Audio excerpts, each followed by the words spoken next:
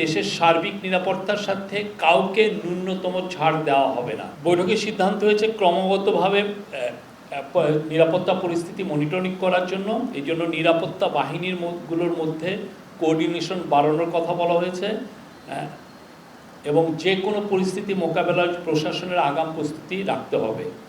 এর পাশাপাশি ডাকসু নির্বাচন যাতে শান্তিপূর্ণ ও উৎসবমুখর পরিবেশে হয় সেই জন্য বিশ্ববিদ্যালয়ের প্রশাসনকে সর্বাত্মক সহযোগিতা প্রদানের নির্দেশ দিয়েছেন প্রধান উপদেষ্টা। বৈঠকে আলোচনায় আসে যে পতিত পরাজিত ফ্যাসিবাদী শক্তি যখনই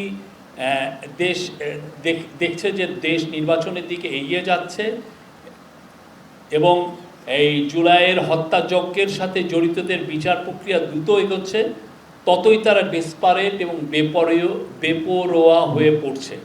এর ফলে তারা দেশের সার্বিক শান্তি শৃঙ্খলা বিনষ্ট করার জন্য, গণতান্ত্রিক অগ্রযাত্রাকে ব্যাহত করার জন্য সকল শক্তি নিয়ে মাঠে নামছে। এটা এখন আইন শৃঙ্খলা পরিস্থিতি নয়, এটা একটা জাতীয় নিরাপত্তা ইস্যু হয়ে দাঁড়িয়েছে। বৈঠকে বলা হয় যে দেশের সার্বিক নিরাপত্তার সাথে কাউকে ন্যূনতম ছাড় দেওয়া হবে না। সরকার মনে করে দেশের স্বার্থে জনগণের সাথে সকল পলিটিক্যাল পার্টির ঐক্যবদ্ধ থাকা প্রয়োজন।